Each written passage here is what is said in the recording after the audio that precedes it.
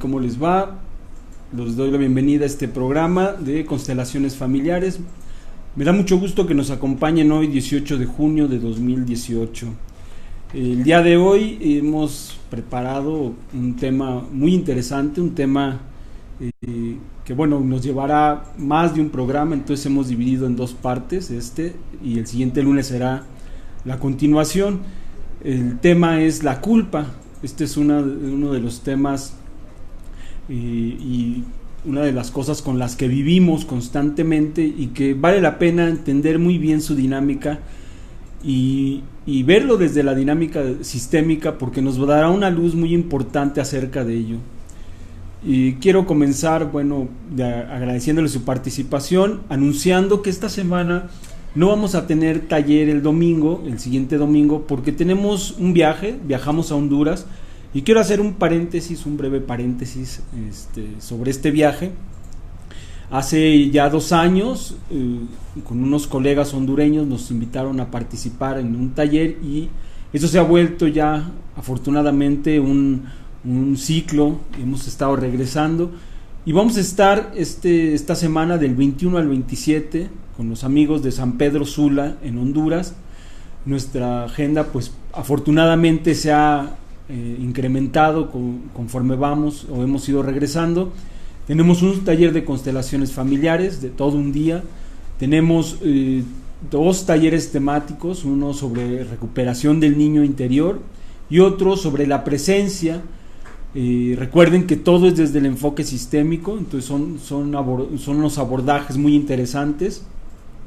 Y tenemos también la presentación del diplomado en coaching sistémico, que en este momento lo tendremos en un formato semipresencial, es decir, a distancia, con algunas sesiones ahí en presencia.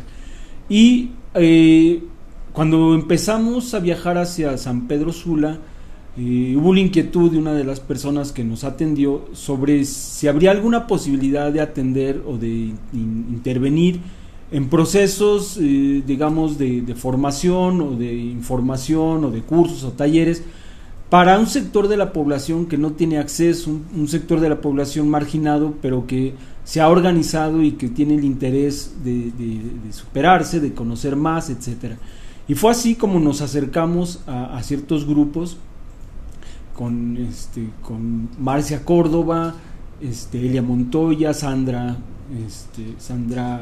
Gregoria, con Nancy Bakis, estas mujeres que son formadoras, que son también consteladoras, y que nos abrieron el espacio en San Pedro Sula para tener estos talleres les hemos llamado de acción social.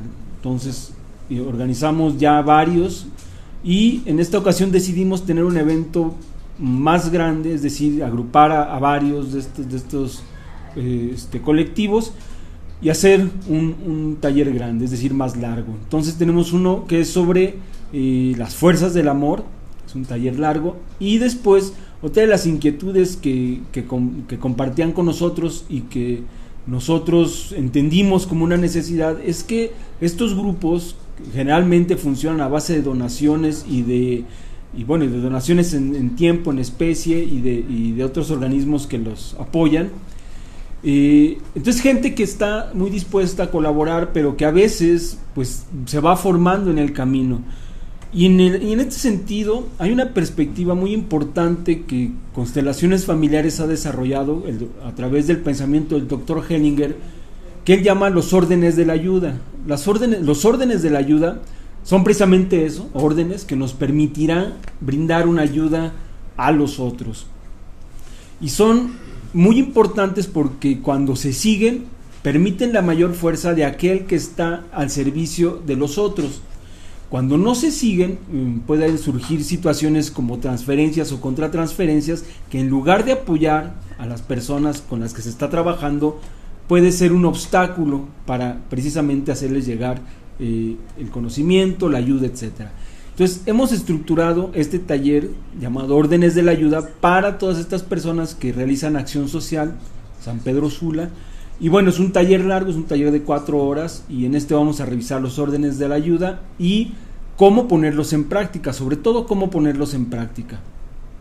Entonces estaremos toda la semana trabajando del 21 al 27 de junio y regresaremos ya para el 1 de julio con un taller temático que pronto anunciaremos.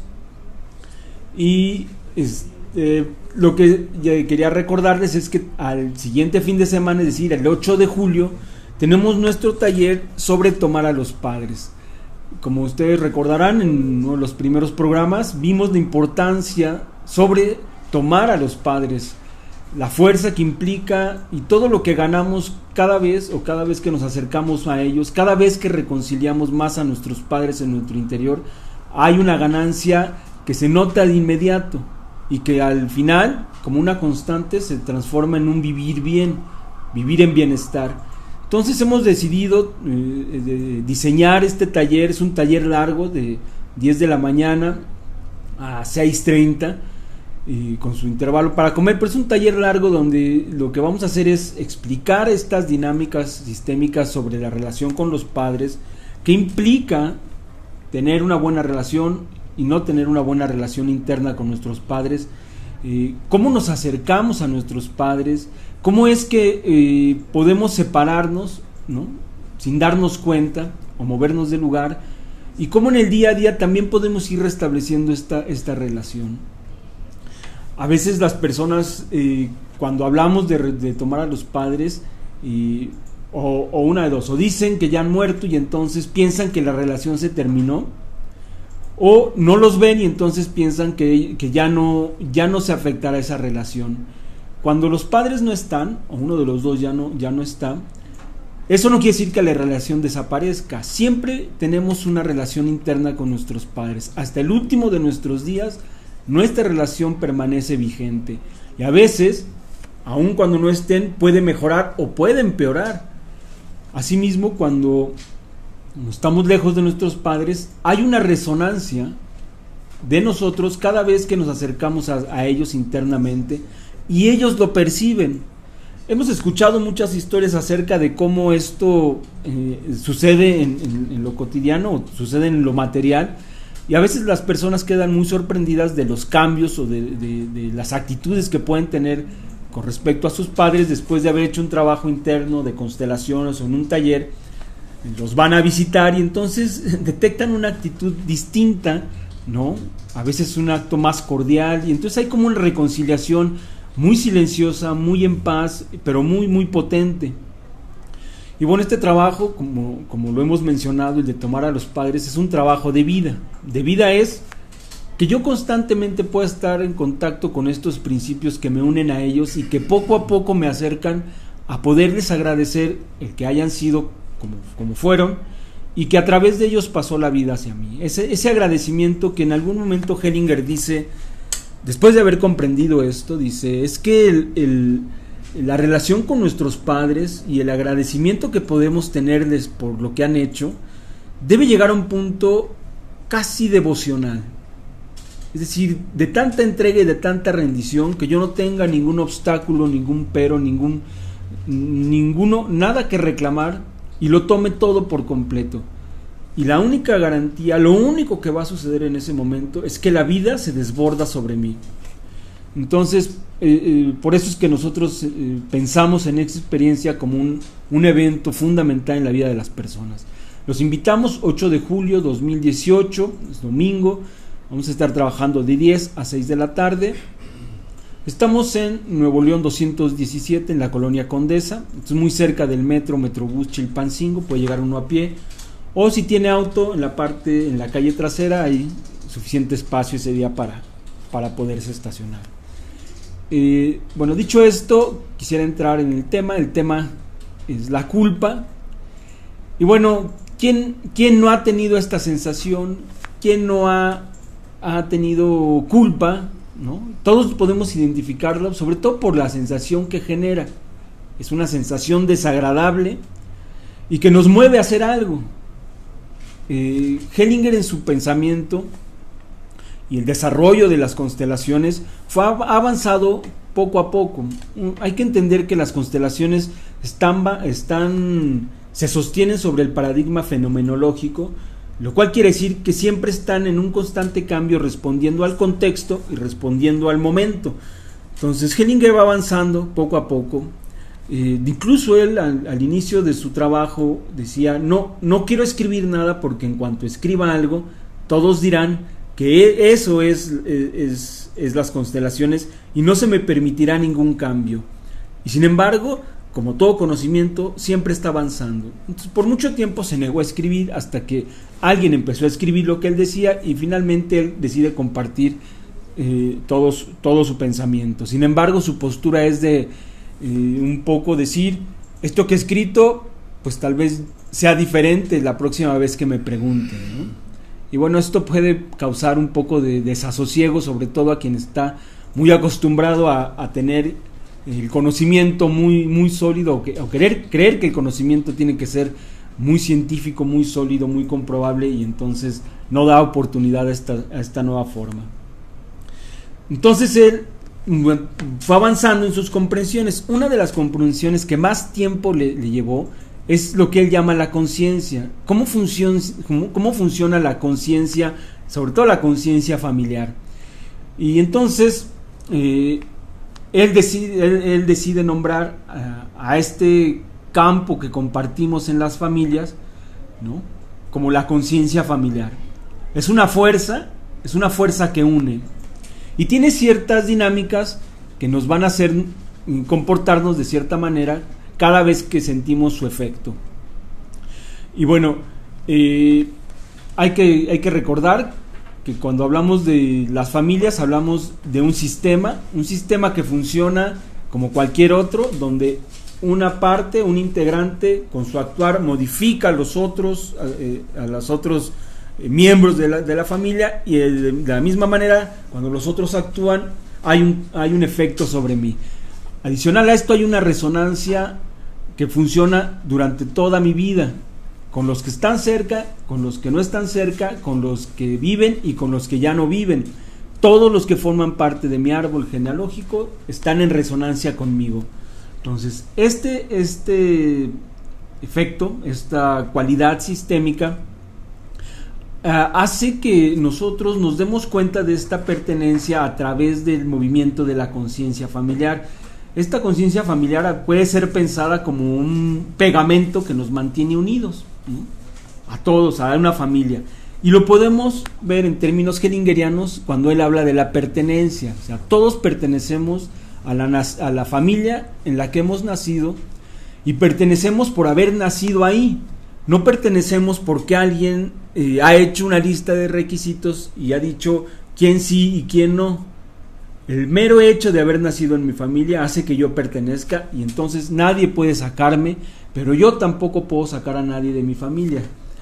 Aunque yo piense que su conducta o lo que ha hecho es imperdonable o no puedo tolerarlo, yo no tengo esa capacidad para sacarlo de la familia, y nadie tiene la capacidad para sacarme a mí.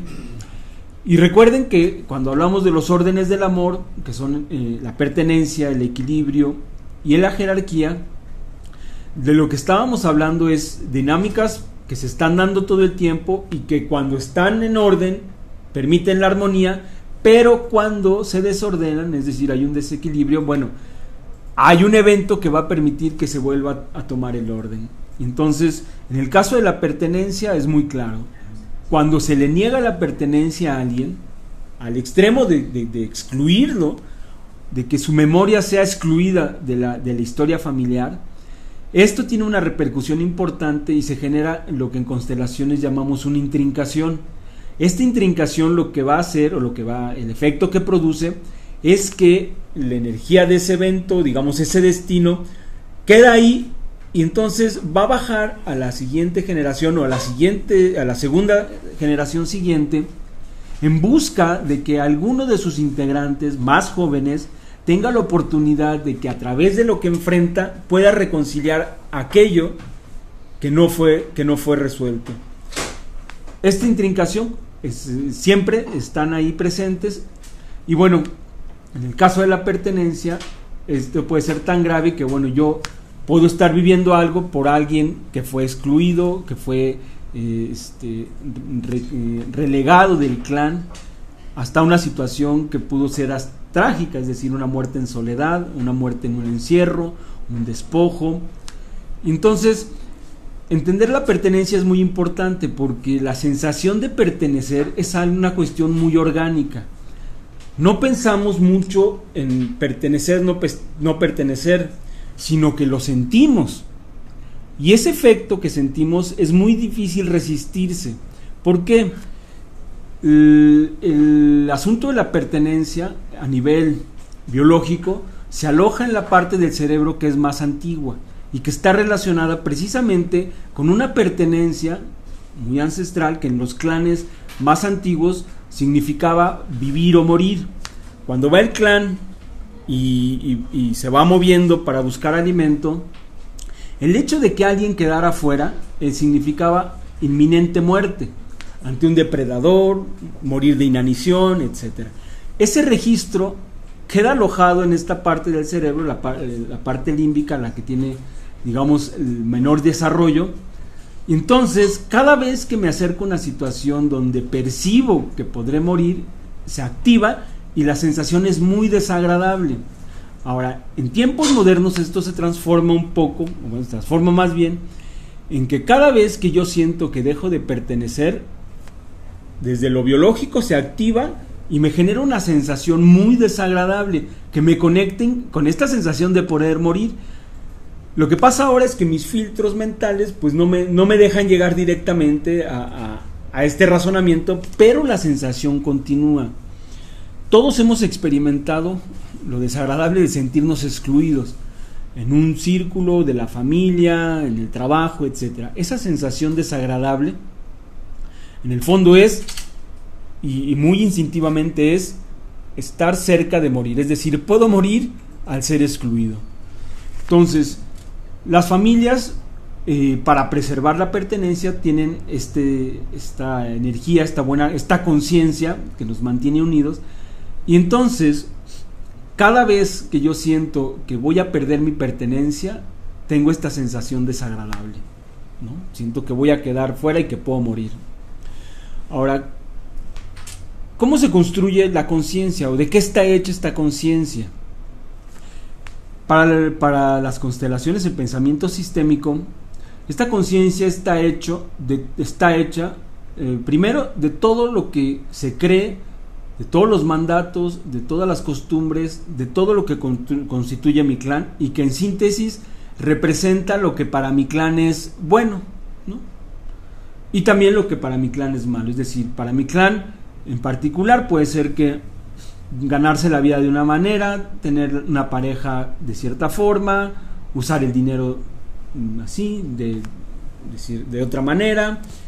Todas estas creencias, costumbres, mandatos que van haciendo como el conglomerado de lo que constituye todo lo que hay en mi clan, se vuelve como ese código de lo que es permitido y de que cada vez que yo lo siga tendré una sensación de pertenecer.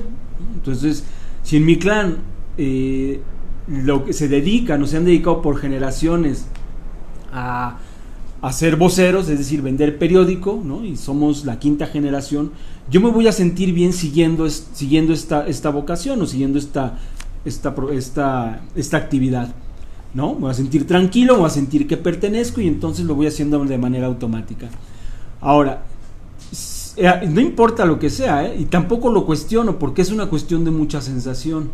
Entonces, hay clanes, por ejemplo, donde nadie va a la universidad, nunca ha ido nadie a la universidad, y entonces siempre se dedican a un oficio o a una profesión que no implique ir a la universidad. Y mientras yo estoy en esa sintonía, me siento incluido. Pero si decidiera ir a la universidad, eso genera una tensión. Acuérdense que la conciencia no es una cuestión racional, es una cuestión muy, muy intuitiva y muy de impulso. Entonces, cuando alguien quiere hacer algo distinto en una familia, se prende, es como si se prendiera una alarma, un foco rojo, como diciendo, hey, aquí alguien está haciendo algo distinto a lo que se está permitiendo en este clan. Y siempre, como todo cambio, hay una resistencia. Y la resistencia, pues a veces puede ser pasajera o a veces puede franquearse fácilmente, pero a veces puede ser una resistencia tan fuerte que aquel que ha decidido ir un poco más adelante o más allá, decida incluso regresarse. ¿Por qué? Porque en cuanto va un poco más, la primera sensación es muy desagradable porque está asociado a dejar de pertenecer. Entonces hemos visto muchos casos donde, para seguir con este ejemplo, en el asunto de familias donde no se estudia en la universidad y alguno decide ir a la universidad, como incluso al franquear ya este primer límite, pasa el tiempo y no se titulan, o sea, no cierran ese ciclo. Pasan 5 años, 10 años, 20 años y jamás se pudieron titular, o no se dedican a aquello a lo que estudiaron. Esta es una forma de mostrarle lealtad al sistema, es decir, le he pasado un poco, pero regreso a lo que el sistema me pide que repita, y le estaría diciendo interiormente, mira, yo también pertenezco como los otros, yo me he quedado igual que los demás para seguir perteneciendo. Entonces Hellinger llama a este movimiento tener buena conciencia. ¿Por qué? Pues porque me estoy alineando a lo que mi clan dice que es una buena conciencia, y lo único que hago es seguirla, no lo cuestiono, no reflexiono sobre ello, no lo pongo en perspectiva para saber si me ayuda a mi crecimiento, a mi autonomía, o lo que es mi vocación, o lo que mi impulso para ir hacia otras cosas. Simplemente lo sigo. Entonces esta conciencia está hecha a base de repetición de las conductas de sus integrantes. Entonces vamos repitiendo. Pero todo árbol, todo clan tiene en su dinámica interna el motor de crecimiento, es decir, estamos en evolución constante y toca evolucionar a través de los integrantes de cada clan. ¿Cómo? Pues con lo que va viviendo. Entonces, si yo por alguna razón tengo un impulso distinto para seguir una vocación que me lleva a los estudios superiores y en mi clan no ha habido o no hay nadie que haya llegado hasta allá, es un desafío para mí y es un desafío para el clan. Ahora, yo como adulto tengo la posibilidad de asumir las consecuencias de tomar esas decisiones. Como niño no. ¿Por qué? Porque el niño lo que va a hacer es, lo primero que hacemos como niños es querer pertenecer y seguimos lo que en mi árbol se dice tengo que hacer para pertenecer. Como adulto puedo tomar la decisión y decir, aún cuando tengo esta sensación tan desagradable, aún cuando rechacen lo que hago, aún cuando hay una resistencia, yo como adulto puedo soportarlo y entonces puedo avanzar un poco más.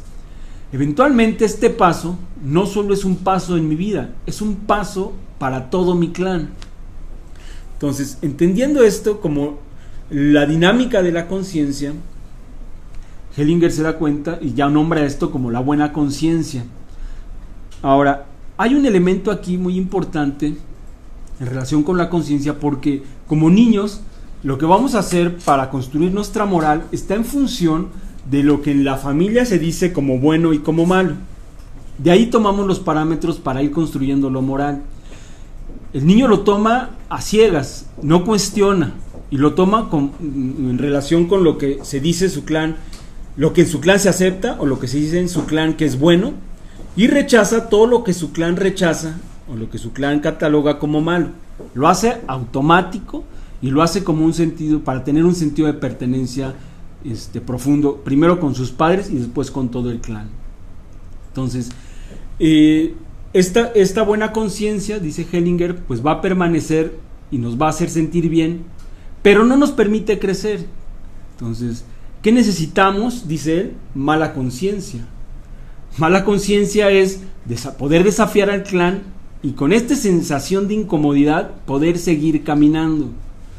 Entonces, es muy importante entenderlo porque en el caso de la culpa, la iglesia pues ha tomado o tomó, y bueno, aún es vigente, quizás con menos fuerza, este concepto de la culpa para poder atraerse ciertos beneficios. Esta sensación de pertenecer y dejar de pertenecer catalogado como culpa, porque además a través de la iglesia se genera un mecanismo de culpa, ¿no? Siempre que hay culpa se encuentra el otro polo que tiene que ver con la expiación, ¿no? Tratar de pagar esa culpa. Y en el caso de cuando lo vemos desde lo sistémico, cada vez que me meto en una dinámica de culpa-expiación, lo único que voy a hacer es tratar de pagar algo, no alcanzarlo a pagar y volver a un estado infantil. Entonces por eso Vivir con culpa es de las peores inversiones, como también educar a un hijo con culpa es lo peor que le podemos hacer, porque este mecanismo no permite el crecimiento hasta que yo lo pueda trascender y enfrentarlo como adulto. Entonces, la culpa por eso tiene este efecto tan profundo, porque la iglesia se ha encargado de explotarlo, y puede ser tan profundo que incluso estando yo solo, en mi diálogo interno soy el mismo, la misma persona que me mira, y entonces me estoy juzgando todo el tiempo, y entonces no necesito que alguien me vea y me diga estás bien o estás mal. Yo solo puedo estar cayendo en esos juicios, ¿no? Y estar entre bueno y malo. Entonces, el niño que va creando su moral a partir de lo que dicen bueno y malo en su familia, ¿no? Eso es lo más natural y eso es lo más sano. Ya cuando gano autonomía debería empezar a distinguir no entre bueno y malo, porque bueno y malo me limita la perspectiva para vivir, sino conveniente, productivo, es más, es menos, me da mayor bienestar, me da menor bienestar. Podría ampliar mi visión. Esto parece incluso, es muy simple, pero encontramos que a veces las personas permanecen durante toda su vida juzgando todo como bueno o malo, bueno, malo, bueno, malo, y eso reduce mucho la visión sobre cómo es mi vida. Entonces, el asunto está en que yo crezco y digo esto es bueno y esto es malo. Salgo al mundo, ¿y qué es lo que hago?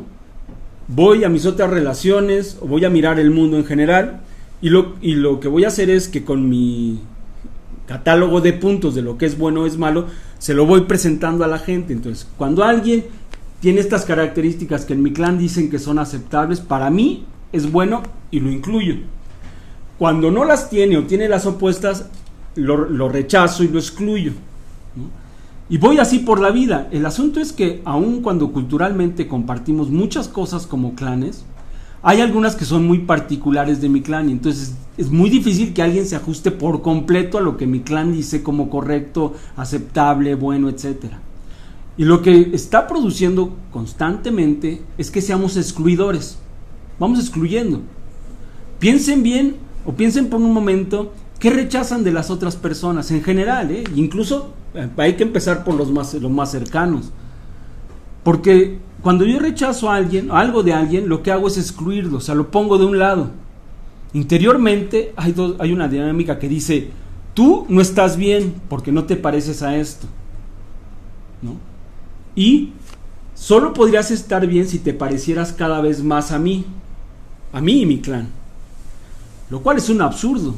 O sea, nadie lo haría, e incluso puede ser, es un poco ofensivo para el otro, y termina siendo una posición de soberbia, porque ¿por qué tendría alguien que parecerse a lo que yo digo que es bueno o lo que mi clan dice que es bueno? Pues porque siento que somos mejor que los otros. Entonces, esta dinámica genera mucha agresión, ¿no? Mucha agresión, mucha violencia entre las personas. Este país es un país de excluidores, fundamentalmente. Vamos excluyendo a los otros todo el tiempo. Y la meta para la autonomía y para la libertad es la inclusión. Alguien que es capaz de incluir se vuelve libre. Alguien que es capaz de incluir tiene la capacidad de amar, ¿no? De buscar su bienestar y de buscar el bienestar de los otros, que es una de las metas más altas en el desarrollo humano, poder mirar a los otros, porque entonces puedo mirar el medio ambiente, puedo mirar en perspectiva mi vida y decir, yo soy un eslabón de una cadena mucho más larga y mi contribución está en el presente para los que vienen, sin importar quién sea. Pero si no puedo ni siquiera incluir a los cercanos, difícilmente puedo incluir lo que está más allá de mi clan. Entonces, este movimiento natural de incluir, excluir, muy sano cuando se es niño, porque así se aprende. Ya cuando paso a la mayoría de edad, o cuando estoy en edad de la autonomía, ya no es sano y empieza a ser una limitante para mi crecimiento. Y entonces, en este sentido, es que habla Hellinger, que si yo me quedo ahí, es decir, siempre buscando lo que para mi clan es bueno y rechazando lo que es malo, estoy con buena conciencia.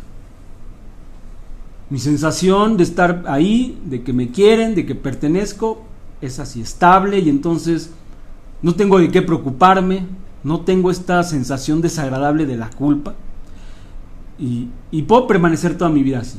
Ahora, la culpa, les decía hace un momento que contiene es como un impulso muy, muy biológico, y contiene una sensación desagradable, y es como el foco que me dice que estoy amenazando a mi clan, amenazando la pertenencia en mi clan.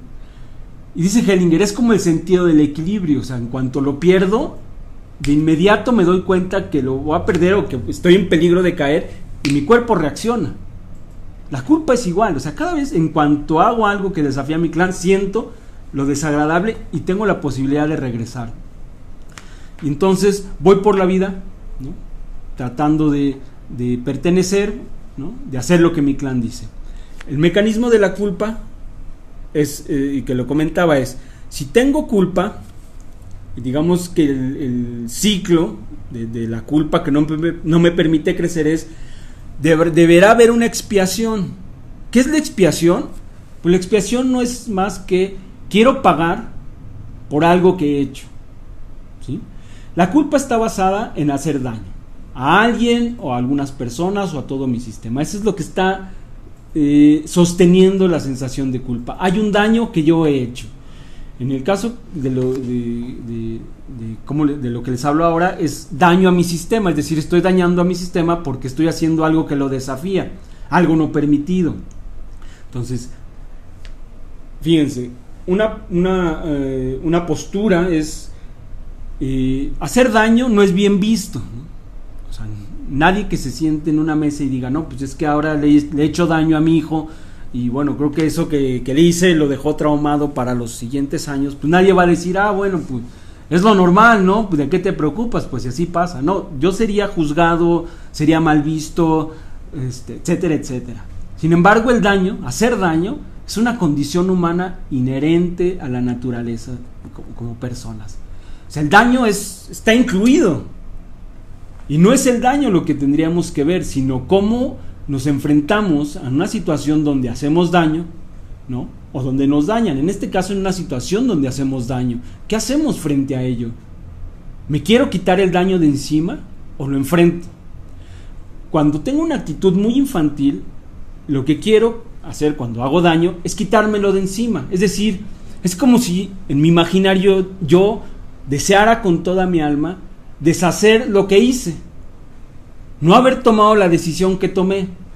Esto también es un verdadero absurdo, porque lo hecho está. Pero fíjense cómo nos podemos patinar aquí de una manera pues increíble por años, porque se convierte en un patrón para enfrentar la vida. Entonces, he hecho daño a alguien, siento culpa, mi culpa prende el foco y es como si dijera, no quiero haber hecho lo que hice, no quiero haber hecho lo que hice, sin embargo ya lo hice. Si no lo asumo, voy a expiar, es decir, voy a pagar, y voy a pagar en la medida que siento el daño que he hecho, es decir, el tamaño que siento que le he hecho daño a alguien, en esa medida me voy a autoinfligir un daño para pagar. Entonces esto es así como de un poco de risa loca. Fíjense, este ejemplo a mí me gusta porque es como muy claro. Está una mujer, ¿no?, ya en edad adulta, que vive con sus padres, ¿no?, y un par de hermanos. Entonces sale por la mañana y su mamá le dice, oye, pues fíjate que necesito ir al médico, pero no tengo dinero y yo quisiera. Y entonces le hace ahí un poco la manita de puerco, porque además como una constante el pedirle dinero, porque ya saben, esas historias que hay en las familias. Entonces esta hija pues ya está muy incómoda, ya no quiere hacerlo, ya está enojada, no lo ha enfrentado, pero no lo quiere hacer, y entonces decide tomar la decisión y dice, híjole, es que he hecho unos pagos y pues no, ¿sabes qué? No, ahora no voy a poder, tendrás que pedirle a mis hermanos, ¿no? Y entonces se va, y pues lo primero que siente es culpa. ¿Por qué culpa? Porque ha desafiado, siente que ha hecho daño a su madre en este caso, que ha desafiado al sistema comportándose de una manera distinta, y la sensación de dejar de pertenecer se activa. Sensación desagradable, es culpa, y entonces ahí va por la calle. Entonces sube al transporte, paga con un billete de 200 pesos, y el chofer le dice, ¿sabes que no tengo cambio? Cuando bajes te doy tu cambio. Se va, se sienta, se baja del transporte, se va el transporte y se da cuenta que no recogió el dinero. Parece una acción, una casualidad, lo que sea, pero no hay casualidades. O sea, los accidentes y lo que creemos que son casualidades siempre tienen un fundamento sistémico. Y en este caso es muy claro cómo ha querido pagar eso que hizo, ¿no? Ese acto que hizo, ese daño que percibe que ha hecho. A veces no necesariamente real, a veces es muy ficticio, pero ella ha creído que paga, que tenía que pagar, y entonces ha pagado con algo que le duele, ¿no? Porque en ese caso incluso eran sus últimos 200 pesos para llegar a no sé qué día, ¿no?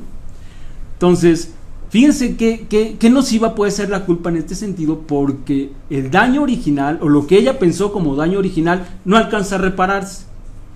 Es decir, hubiera sido más simple que sacara los 200 pesos y se los diera a su mamá. Entonces, con esta serie de actos, a veces pueden ir, digamos, llegó a la quincena y lo vuelve a cobrar y tal vez hay un desajuste. Pero a veces este patrón para actuar genera situaciones mucho más difíciles, muchísimo más difíciles. ¿Por qué? Porque me pueden llevar a una situación de enfermedad, o a un encierro, o a un despojo. O sea, puedo perder una propiedad solo por sentir culpa, ¿sí? O puedo boicotear mi progreso económico solo por sentir culpa. Entonces ya no es tan trivial, sino que se empieza a volver un poco más serio. Entonces, otro ejemplo que me acuerdo, y que digo, ¿por qué me pasó a mí? Digo, entre tantos, porque vivimos con la culpa como una constante, es mi hija de 5 años, ¿no? O sea, yo me considero una persona muy tolerante y me gustan los niños, ¿no? Creo que tengo esa afinidad, pero con el paso del tiempo me he dado cuenta que todos tenemos un límite de paciencia, ¿no? Y los niños son expertos en probarlo y pasarse el límite. O sea, no hay niño que no lo logre.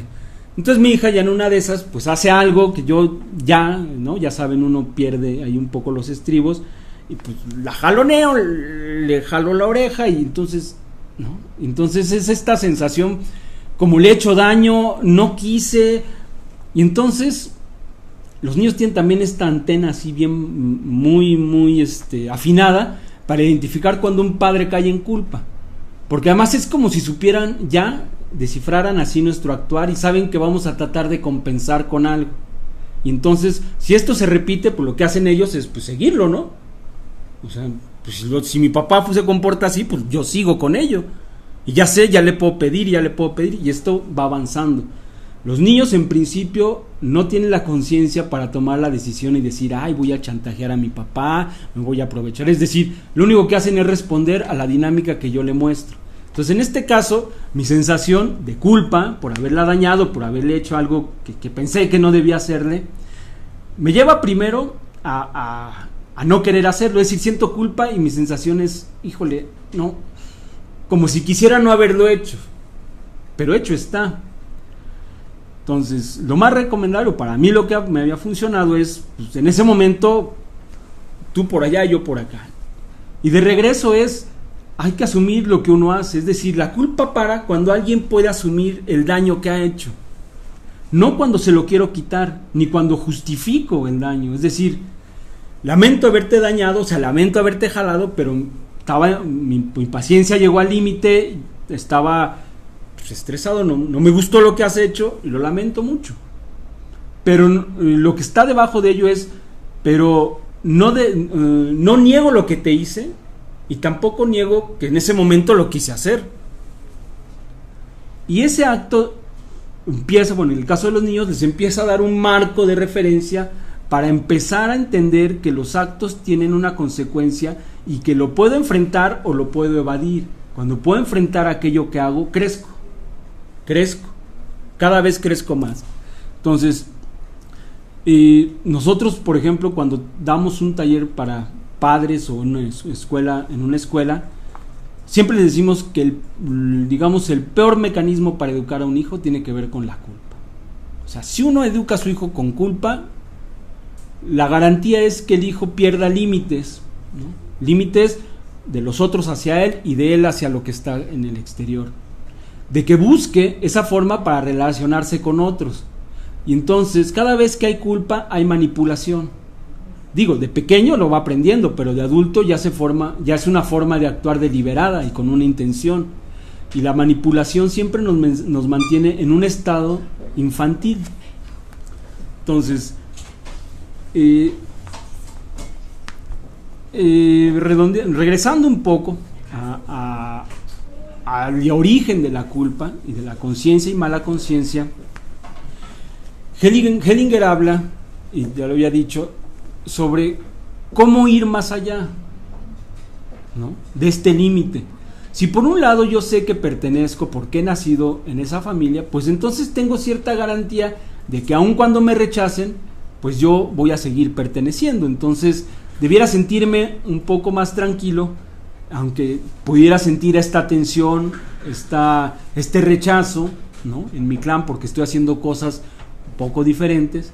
Y bueno, como adulto, ¿no?, centrarme y poderlo enfrentar. ¿Por qué nos da tanto miedo hacerle daño a alguien? O sea, ¿por qué temblamos cada vez que sentimos que le hemos hecho daño a alguien y viene la culpa y entonces me la quiero quitar de encima y estoy ahí? Pero ¿qué es lo que en el fondo nos hace temblar ante el daño que hacemos a los otros?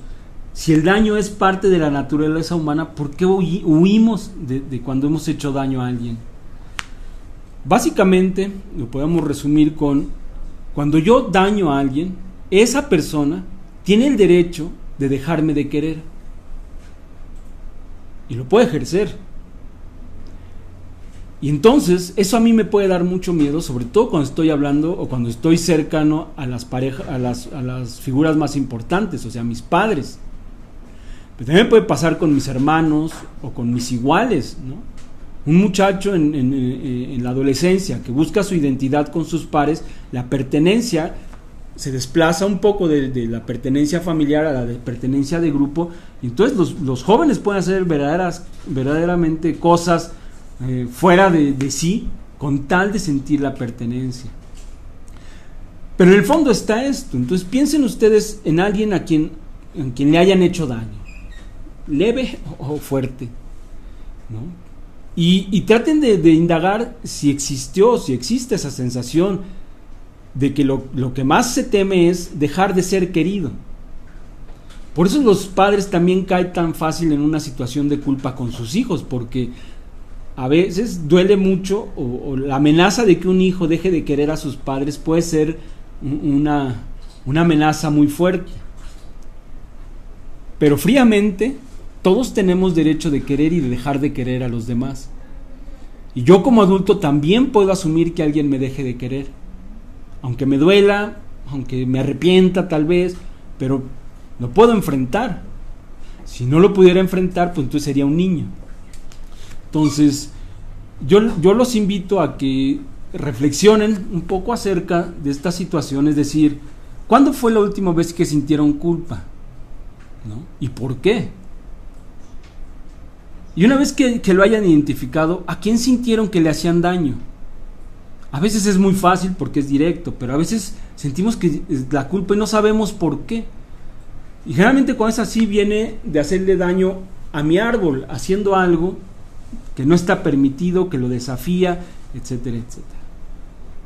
Si es para una persona que ustedes sienten o han identificado que le hicieron daño, pueden ponerla frente a ustedes mentalmente, verla a los ojos y decirle: lamento haberte hecho daño y asumo mi responsabilidad por lo que hice. No necesito pedirle perdón, no necesito darle nada a cambio. Lo único que necesito es reconocerlo. En cuanto lo reconozca, y de inmediato me posiciono en un lugar de mucha creatividad para reparar el daño.